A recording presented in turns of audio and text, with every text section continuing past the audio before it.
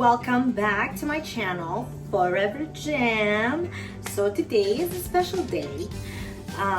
We'll be cooking today. So we'll be cooking one of the famous Filipino cuisine. It's called laing. But my version is, it's a no pork laing. Because usually when we Filipinos cook laing, usually we use pork. But since I don't eat pork, I will substitute pork with fish. So we'll be using fish today. So this episode is called How to Cook No Pork Laing for Beginners. Kasi hindi naman po ako kagaling na magluto. Bago lang din po ako sa cooking industry. Charot. Ganon. So, super madaling version lang po ito. Konting-konti lang ang ingredients natin na gagamitin. Madali lang po itong makita sa mga suking tindahan. But for me, I find it hard to find some of the ingredients kasi wala po ako sa Pilipinas. Sa Pilipinas, madaling makakuha ng mga ingredients na ito. So, anyway, yun nga, sabi ko kanina, this is a laing for beginners, and this is my version.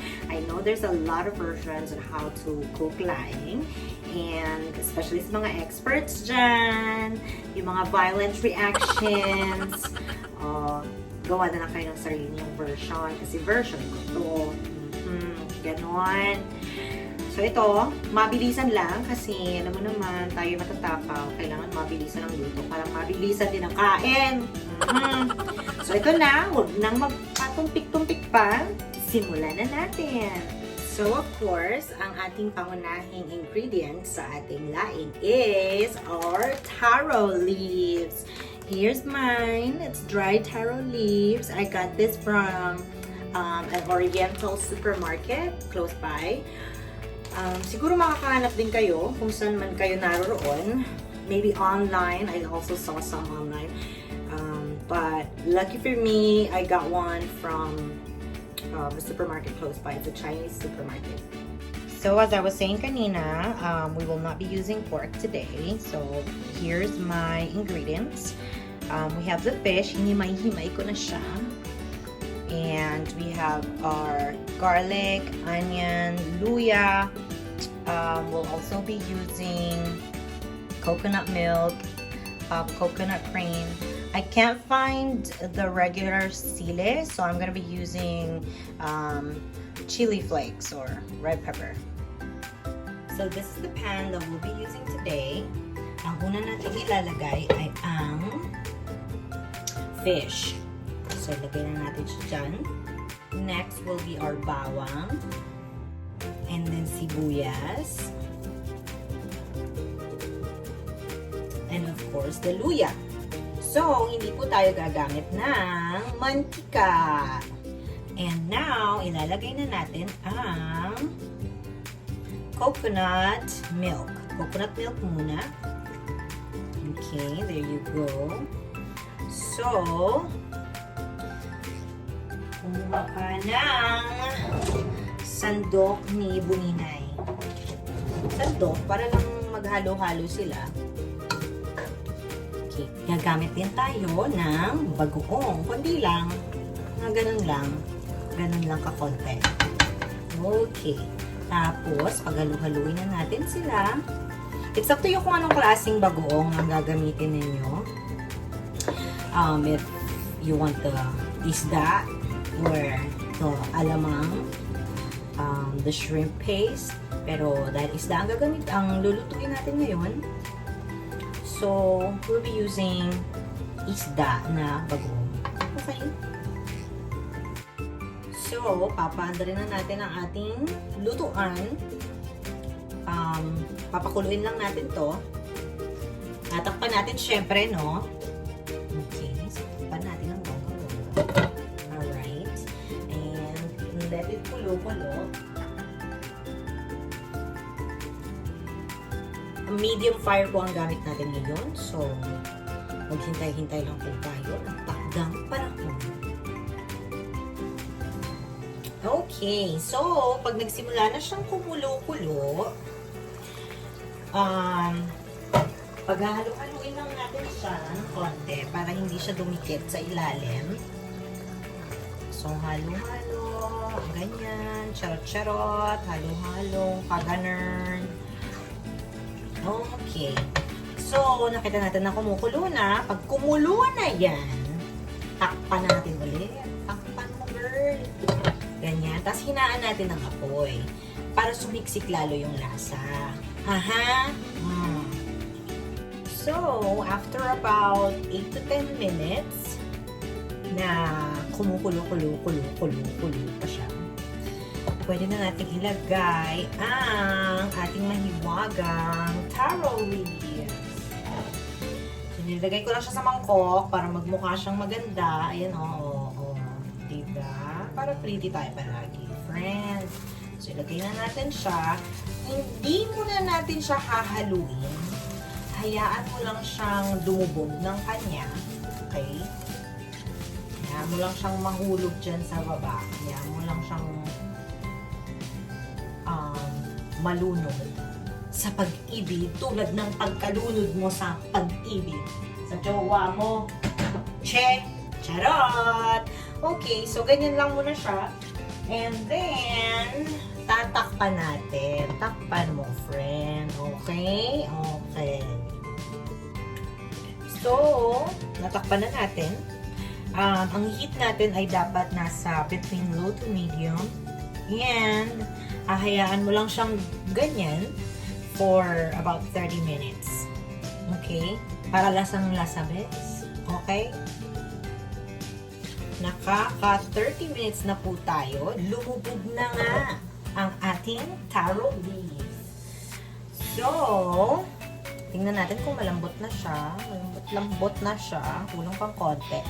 But, anyway, kailangan mo din siyang haluin ng konti kasi baka natuyo na yung ilalim. Oo, friend.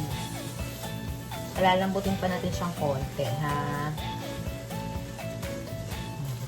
Ganyan lang. Konti lang. Konting pindot-pindot lang. Nasa low to medium pa rin tayo na heat. So, bigyan pa natin siya ng a couple of minutes. Kailangan kasi malambot ang ating taro leaves para syempre masarap, no? Kailangan namang crunchy ang ating taro leaves. Alright. So, hintayin lang natin. Okay. So, nakaka 30 minutes na po tayo. Tingnan na natin kung malambot na ang ating taro leaves. At malambot na nga siya, friend. So, pwede na natin ilagay ang coconut cream. So, ito na ang ating coconut cream. Ibubuhos na natin siya ng bonggang-bonggang paganon. Aha. Itodo mo, bes. Parang yung pag-ibig mo sa jowa mo, bes. Todong-todo. Ganon. Ilalagay na din natin ang ating chili flakes. Okay, tatak-tak lang natin ganyan. Tak-tak at your own risk, ha. Sa mga hindi mahilig ng maanghang dyan, konti lang. Or, it's not really necessary na lagyan nyo ng sili. Pwede ding walang sili. Kung saan kayo masaya, sige, supportaan taka. Okay, so nalagay na natin yun, no? Ngayon, hahaluin natin yung mga nasa ilalim, ilagay natin sa ibabaw. Parang mundo lang yan, bes. Ang mga nasa ibabaw, pupunta sa ilalim. Yung mga nasa ilalim, pupunta sa ibabaw. Bilog ang mundo, friend. Ganun. Halo. So, ngayon, tatakban na naman natin siya para naman mas lumambot pa yung ating taro leaves. Nasa low to medium pa rin tayo, ha? Yung heat natin. Takpan lang natin siya ng bonggang-bonggang paganan. Okay. And there you go. Pakuluin lang ulit natin siya. Hanggang sa lumambot ang bonggang-bonggang taro leaves. Mga about 15 minutes. Okay. So, nakaka 10 minutes na po tayo. Hahaluin lang natin siya ng bongga para sure na hindi dumikit yung ilalim. Aha, kaganyan halo. Malambot na ang ating taro leaves. At naaamoy ko na ang tagumpay, mga besh! Okay, so pakukuluin lang natin siya ng pakukuluin ng bonggang-bongga. Ganyan, pakuluin pa natin siya. So, ayan na tayo mga best. Konting-konti na lang. So, mga 2 minutes na lang to. Nasa jackpot round na tayo. Medyo kumukulay green na parang brownish. Ganun ang kulay nito. So, patutuyuin lang natin ng konti. Or, sa iba, yung gusto nilang medyo masabaw-sabaw, pwede na to. Pwede na itong i-serve. But for me, medyo gusto ko yung medyo tuyo-tuyo ng very light. Ganun. Pagtikim nyo, pag medyo natatabangan pa kayo, pwede kayong magdagdag ng bagoong or yung alamang hanggang makuha nyo yung preferred taste ninyo. Okay? But for me, I've already tasted it. It's perfect for me. Saktong anghang lang, saktong alat, saktong yumminess, ganun. And there you go mga beshi. Pwede na natin ito siyang i-serve. Ilalagay ko lang siya sa mangkok and I will show you the finished product. Okay? Okay mga beshi. So, this is our finished product. Ay. Baka matapon. Pero I'll show you in a closer version. Ang bango-bango. Ready to eat na talaga siya. Okay, I'm gonna show you in a little bit. So, this is our finished product na mga besh. O, yun o, umuusok-usok pa sa iba. Ang sarap. Diba? So, thank you for watching my vlog for this no pork laing. And I hope you enjoyed watching. I hope you learned something new, especially sa mga newbies like me. Don't forget to like, comment, and subscribe. Thank you. Bon appetito. Or should I say, buen provecho.